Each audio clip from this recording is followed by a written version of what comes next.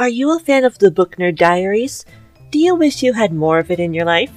Then consider this your formal invitation to become a subscriber to our Patreon page at patreon.com/bndpod, where for as little as $2 a month, you can get special perks like ad-free episodes a full day before anyone else, 2 bonus episodes a month, and episode transcripts, as well as a shout-out at the top of each episode. Our independently created programming depends largely on the contributions of kind listeners like you to keep going, as we currently receive hardly any funding from outside sponsors, so if you'd have the financial means to do so, your monthly contribution can enable us to keep growing and bringing you new content for a long time to come. Sound interesting to you? Then please head on over again to patreon.com/bndpod and become a subscriber today. See you there, book nerds! Are you looking to create your first podcast like I have, but don't know where to start? Then I would like to introduce you to an amazing tool called Anchor. If you haven't heard about Anchor, it's the easiest way to make a podcast. Let me explain. It's a completely free service that offers creation tools to let you record and edit your podcast right from your phone or computer, then distributes your podcast so it can be heard on Spotify, Apple Podcasts, and many more. What's more, you can make money from your podcast with no minimum listenership. It's everything you need to make a podcast in one place, so what are you waiting for? Download the free Anchor app or go to anchor.fm to get started. Hello everyone, it's Amber, your humble host and book nerd here, popping in quickly to welcome you all to our 2020 Year in Review. If this year has had any bright spot to it, it's that I've been given the opportunity to start this little show and share my love of books with all of you out there. Please enjoy this little clip show recapping all of the episodes we've released this year on our main feed, and know that none of this would have been possible without you. Thank you. Entry 1, June 26, 2020.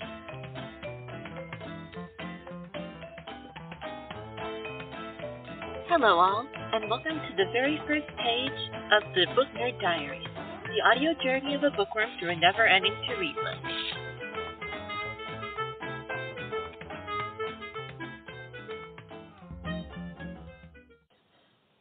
The first book that I'm going to be covering today is called The Foxhole Court, which is the first book in the All for the Game series by Nora Sakovic. I originally picked this book because this series regularly came up on my social media feeds among many other young adult series I already loved. This huge level of hype over time became such that it was nearly impossible to avoid it anymore. Along with this, the name of the fictional sport featured in the book, Exy, lent the story a sci-fi futuristic tone that deeply intrigued me, paired with a sense of dark academia that set it apart from most other sports stories. Page 2, July 10th, 2020. The book that I have the honor of talking to you about for this episode, as I'm sure you're already aware if you follow us on social media, is The Adventure Zone, Pedal to the Metal graphic novel by Griffin, Travis, Justin, and Clint McElroy, along with Carrie Peach. Page 6, September 4th, 2020. The book that I am thrilled to talk to you about this week is the ever-so-charming Arthurian adventure, The Buried Giant, by Kazuo Ishiguro. Please forgive me if I mispronounce any of this. Page 7, September 18th, 2020. Dear fellow book nerds, I am unspeakably excited to be able to mark this episode as the unofficial starting point to the road on that most wonderful time of the year, Halloween. To kick things off appropriately here at the Book Nerd Diaries, the book that I will be discussing with you today is the wonderfully spooky ghost story, The Curse of Misty Wayfair by Jamie Jo Wright. Page 8, October 2nd, 2020. For today's main book discussion, I am very excited to talk to you about the fantastical sci-fi novel, An Absolutely Remarkable Thing by Hank Green. Page 9, October 9th, 2020. When I Found Half-World by Hiromi Goto. Page 10, November 6th, 2020. Those who cannot learn from history are doomed to repeat it. This quote by writer and philosopher George Santayana is commonly recited during high school history classes, and I, for one, think that the statement is an incredibly important one. As inherently complicated as all human beings are, it's naturally impossible to completely avoid making mistakes, but being willing to admit to those mistakes and learn from them is how we ultimately all move forward as people, and together as a society. In the book that I'm going to be talking about today, The Girl with the Red Balloon by Catherine Locke, history is indeed learned from and repeated in a far more literal and unique way than I absolutely loved, and I'm very happy to share it with you. Page 11, November 20th, 2020.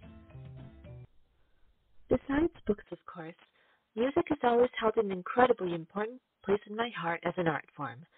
Whether you're happy, sad, angry, or feeling any other emotion you can think of, there's bound to be a song out there that captures it perfectly.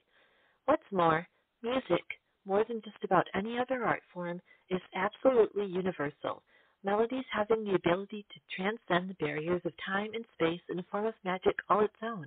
The truly incredible fantasy novel, The Kingdom of Back, takes us into the story of one of history's most celebrated composers, and gives it a gorgeous fairy tale twist that made me not want to put it down for a second. In this book, page 12, December 4th, 2020. Mythology. According to a search on dictionary.com, the very first definition listed underneath that word reads, a body of myths, as that of a particular people or that relating to a particular person. But to countless cultures throughout the ages, mythology is anything but. Nearly every continent on the planet has its own rich, deep-rooted traditions of gods, heroes, and monsters who guided and even walked among humans to help build the very foundations of the world we live in today. Each one as tangibly real as you or I are. The Tower of Nero, the final installment of the 5-part Trials of Apollo saga by beloved author Rick Riordan, continues that proud tradition by updating the legend of one of Greek mythology's most iconic figures for a whole new modern audience, making sure that the legends are passed on for many more years to come. Page 13, December 18th, 2020.